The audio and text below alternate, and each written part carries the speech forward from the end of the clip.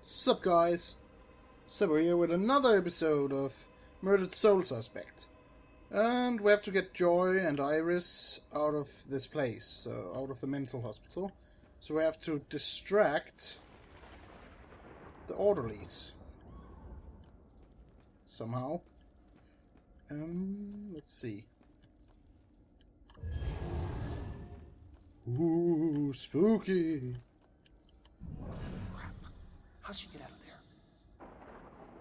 I don't know if I'll get used to the staring eyes.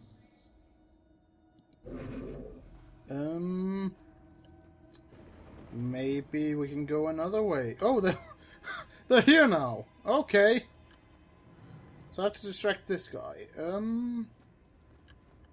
This walkie-talkie could go off.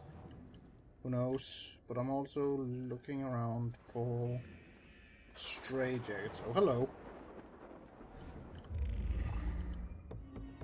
Oh, it's complete. You know what? Let's take it now. I've had a long career working as a state inspector for the Department of Mental Health. During that time, I've been to a lot of institutions, and I have seen a lot of horrible things. But nothing even comes close to the evil events that I witnessed at Fairhaven Sanitarium, the place they now call Lux Eterna.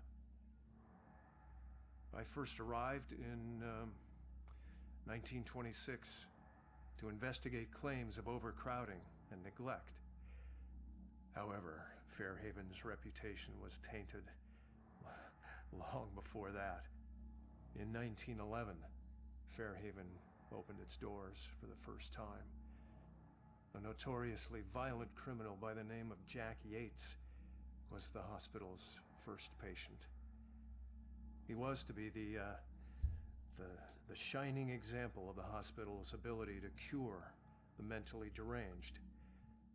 However, when the superintendent's family was visiting one day, Yates broke free from his restraints, and he killed the man's wife. Since then, no one knows what happened to Yates or the superintendent.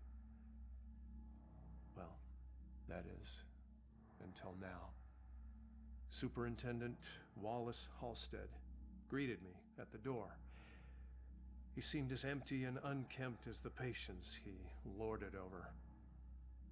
And as I conducted my evaluation, I couldn't help but notice how nervous he got when I passed by a small broom closet. And naturally, I felt it necessary to find out why.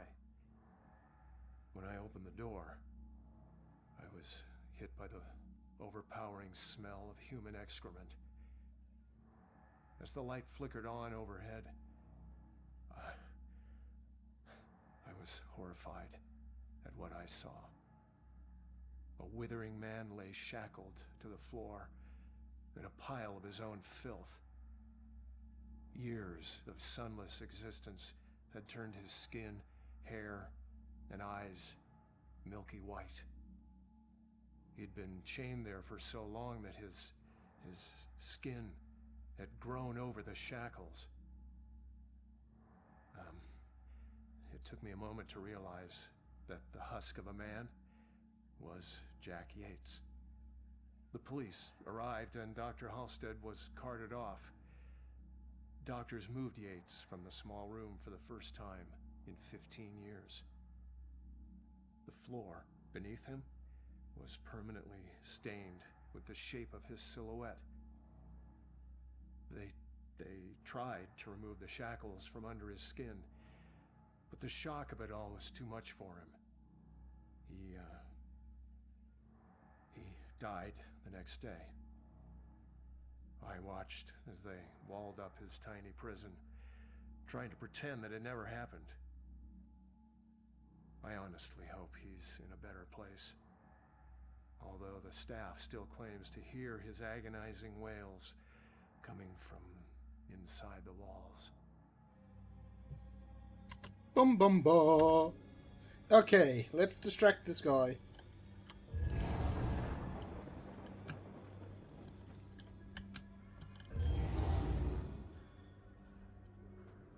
there, camera.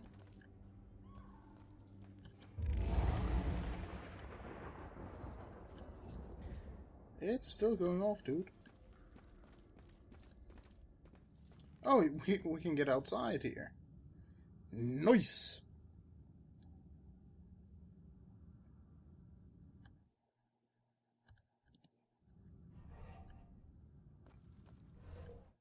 Okay, let's into the town. Over here, in those shadows there. Coast is clear. Why do my worst nightmares keep getting way worse? Okay, let's figure this out. Thought I would never see this again. All right. So what do you know about this contract? Nothing. Oh, come on. It doesn't make sense. So he just asked you if you knew about a contract? He didn't ask. He wanted us to admit to it. Admit to having a contract with demons. Demon? We did nothing to him. He had no reason to go after us the way he did. The way he did. He drowns one girl and burns another. And where have I seen that stake before? Oh my god. Are you that dense? Oh, it was a question to lead into this. Okay, yeah, no, that's traditional witch hunting.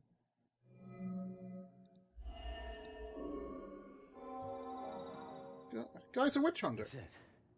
All right, look, get Iris to the church, make sure that she's safe. I'll catch up with you later. Go. Okay, come on, Iris.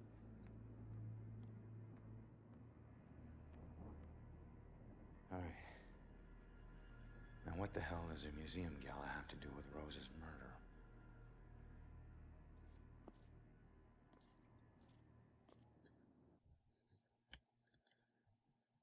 Guy's a witch hunter.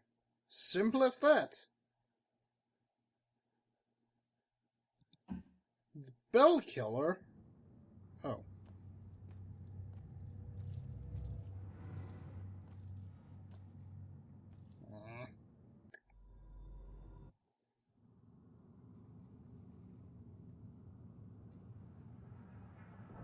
All these unnecessary cutscenes, man.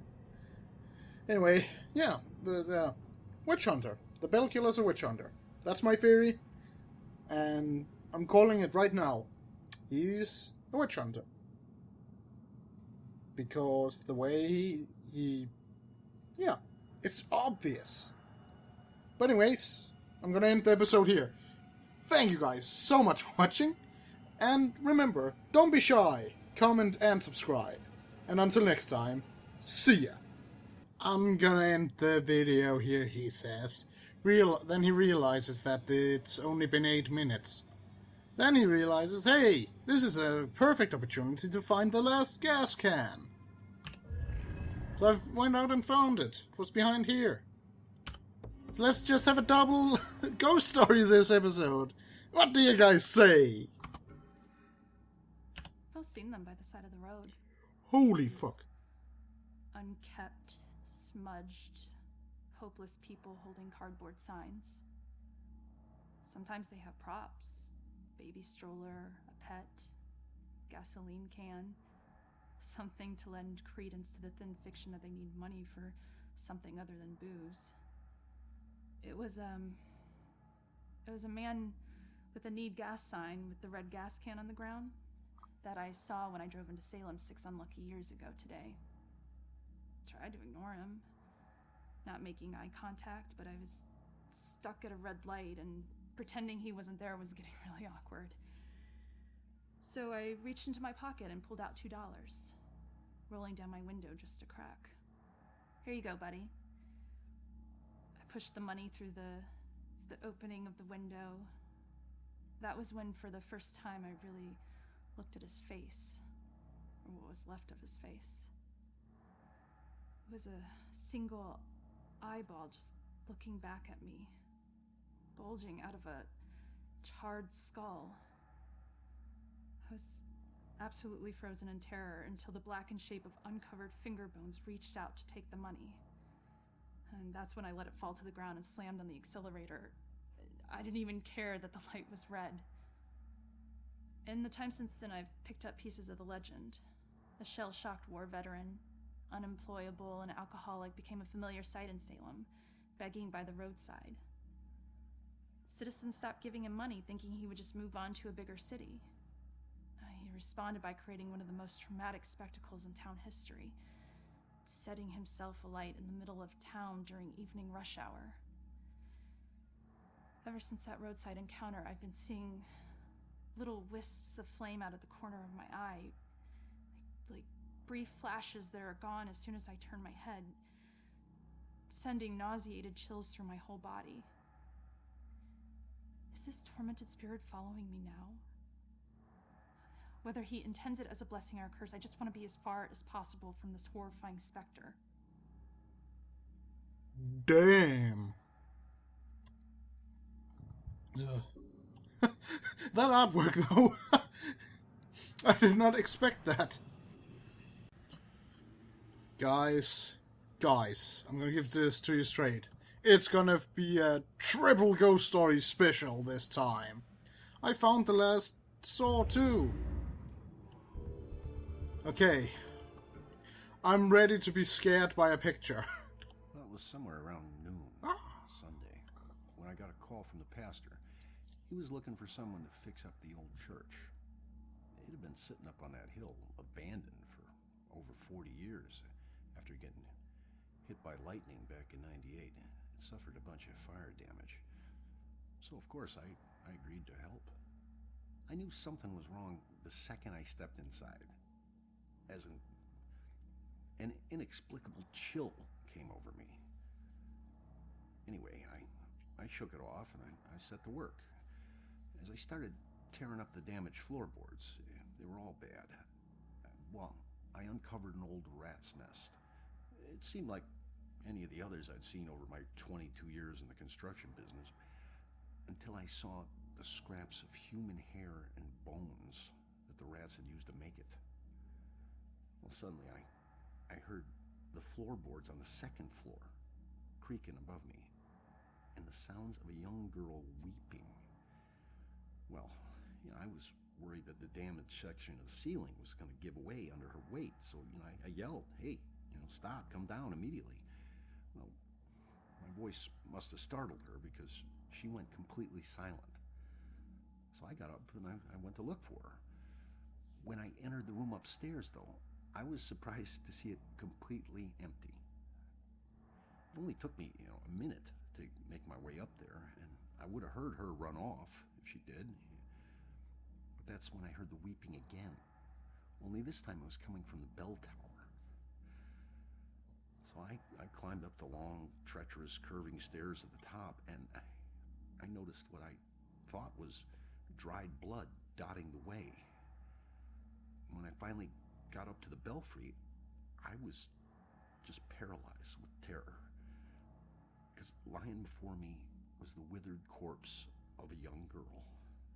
Judging by her sun-bleached clothes and weathered bones, it seemed like she'd been lying there for the better part of those 40 years the place had been empty.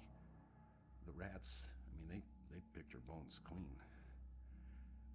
I took off running. I didn't stop until I got all the way to town.